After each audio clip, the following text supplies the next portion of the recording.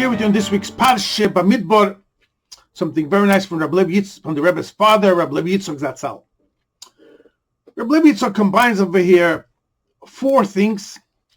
Number one, it's known, Ezra made a takana. He established that the Parshas במדבר should always be the Shabbos before Shavuos, before the Yom Tov Shavuos. What connection is there between במדבר and Shavuos? Explains Rabbi Yitzchok with another few questions. We find by Shavuos, the Gemara says in Daf Peiches Amar Aleph in Mesichta Shabbos, that when it came the time for Matan Torah, all the Yidden were around the mountain. It says the Eibusha took the mountain and kofa aleim har kigigis. He took the mountain, he put it over the Yidden's head, he covered it like a barrel, a cask, on top of them. What's the meaning of this? Like a barrel, kegigis. The word kegigis. Another question asked Rabbi Yitzchok, the famous question we have in this week's Parsha, all Mefarshim ask. And this is the connection to Parshas במדבר. It says in the first pasuk, second pasuk actually for the Parsha, Hashem says you should count all the Yidden. And then it says, Kol Zochar, every male from 20 above. And then it says the word Legul Geloisam, to their heads, literally to their skulls. Oh, Mefarshim asks, why does the Torah have to add these words Legul Geloisam? Just said, count every Zochar, every male. I would understand. You count the person. And what's the meaning, the head, specifically? Last thing Rabbi Yitzchok explains is, it says in Parshas Shmois that Moshe Rabbeinu, the greatest Navi, it says he was kvad peh. He had a hard time talking, delivering, many explanations with this. Some say he stuttered, some say he had other defaults in his expression of words. And that's why it says Aaron was the one who, he was the one who verbalized everything that Moshe Rabbeinu wanted to give over. What's the meaning of all this? Brings down Rabbi Yitzchok from what it says from in Kabbalah, in the Zohar, and it explains in many Mamorei Chassidus, Nukut Torah, in great length, and many and by all the Rabbeim. A man, it says, is created in the image of God. If you look at the face of a person, the gulguloisim, the way their head is, you'll see an interesting thing. It divides the face into two parts. We have from the what's called from the mouth down, from the peh and lower, and then from the mouth above, from the nose up until the skull. We see an interesting phenomena.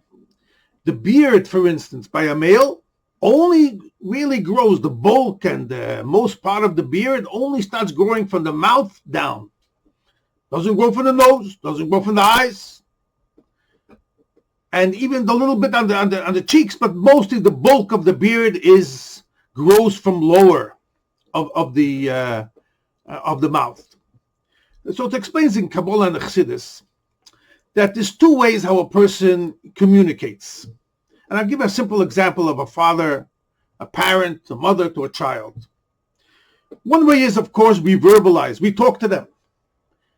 Now, we all know if a parent only talks to a child, that's not enough to show the bond and the love that the parent has to a child. It's important, the communication. But we see clearly when a parent, mother and a father take a child and they hug the child, that's a type of feeling you can't express into words. And that's why you see, Rabbi Yitzchok explains that sometimes you can have a challenged child, a special needs child. You can't communicate to that child in the level of talking. But you see so clearly the love and the ava, the affection, the bond, the neshama relationship, the soul relationship between the parent and the child is so deep. It can't even come out into words. And that's why there's certain feelings, certain relationships that are deeper than words. And this is the inner meaning of Moshe Rabbeinu. He was a kvad peh. He had a hard time verbalizing to show that his connection to Hashem was so deep. It was higher and deeper than words. Certain things you can't express into words. It's much deeper. It's a bond that comes from the essence, from the soul. And this is the explanation that Rabbi Levi says that Hashem wanted to connect Shavuos with Parshas Bamidbar.